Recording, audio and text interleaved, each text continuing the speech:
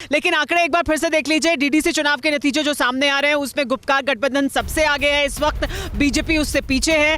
Congress party को भी 21 सीटें मिल रही हैं, गुपकार गठबंधन 77 सीटों पर इस वक्त आगे चल रहा है। 77 सीटों के साथ सबसे आगे बीजेपी 50 सीटों के साथ दूसरे नंबर पर है।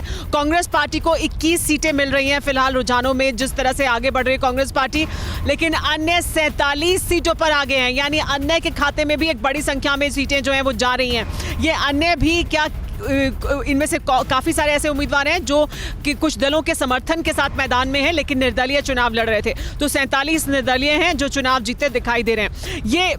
ये जो बड़ी बात है सुल्तान साहब कि लोग मतदान करने के लिए आए, लेकिन अब जब नतीजे सामने आ रहे हैं और वो अब एक शेप लेते हुए भी दिखाई दे रहे हैं, तो फिर ये कह देना कि देखिए ये तो इसलिए जीत गए क्योंकि यहाँ पर ऐसा इन्होंने मैनेज कर लिया, तो यही तो तर्क वो दे सकते हैं कि आप लोग भी मैनेज कर रहे हैं, आप भी लोगों को डर दिखाते रहे इतने सालों का, उसी का असर है अभी।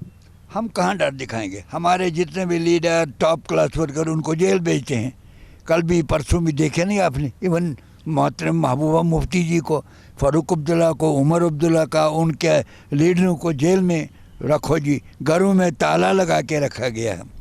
हम इल्ज़ाम सच देते हैं, अगर कहीं भी क्या पैसे थे और कुछ लोग, कुछ ऐसे एलिमेंट्स है, I will not name them, उसके बावजूद उनको सीटें मिल रही हैं, लोग वोट कर रहे हैं, उनको किसी ने रोका नहीं ना वोट करने के लिए। People will never vote. Gupkar गठबंधन को सबसे ज्यादा सीटें मिल रही हैं इस वक्त। बिल्कुल गठबंधन है, लेकिन बीजेपी को का एटलीस्ट कश्मीरी है never accepted, Kashmiri will never accept, ये कुछ एलिमेंट्स है। क्यों जम्मू में तो उनको मिल रही है सीटें और यहाँ पर भी एक सीट उनकी अब जीती ली है उन्होंने, तो वो कश्मीरी नहीं है जिन्होंने वोट किया। जम्मू में एक चीज़ है, कश्मीरी है हर जगह। आप देखिए, आप यूपी के हैं, यूपी को आपको पता ही, क्या क्या पता है? कुछ लोग ऐसे भी हैं जिनको इस काम के लिए इस्तेमाल किया जाता है, ऐसे ही यहाँ है, बाकी कुछ बीजेपी का नाम लेवा है।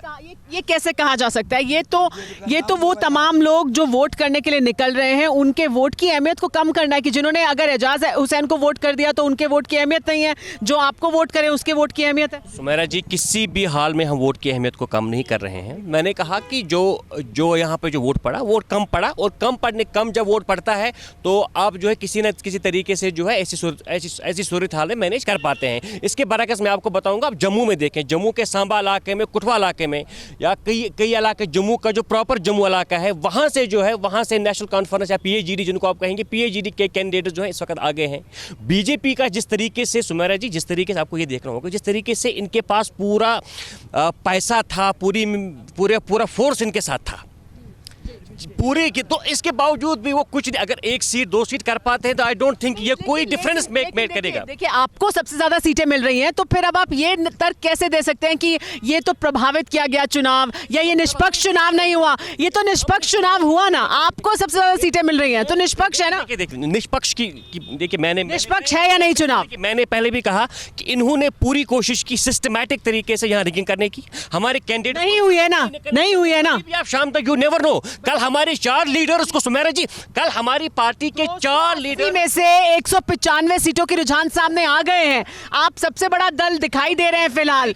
अगर आप दिखाई दे रहे हैं तो फिर आप निष्पक्ष चुनाव हुआ या नहीं, इस पर सवाल कैसे उठा रहे हैं? देखिए, मैंने साफ शफाफ चुनाव होने की उस पर मैंने बात नहीं की। मैंने कहा शाम तक you never know what will happen. लेकिन एक बात क्लियर है कि जिस तरह का माहौल बनाया गया था 2019 के बाद, उसके बावजूद भी जम्मू कश्मीर के लोग हम पर ही भरोसा करते। परवाह देश की, सोमवार से शुक्रवार रात 10 बजे TV9 भारतवर्ष पर।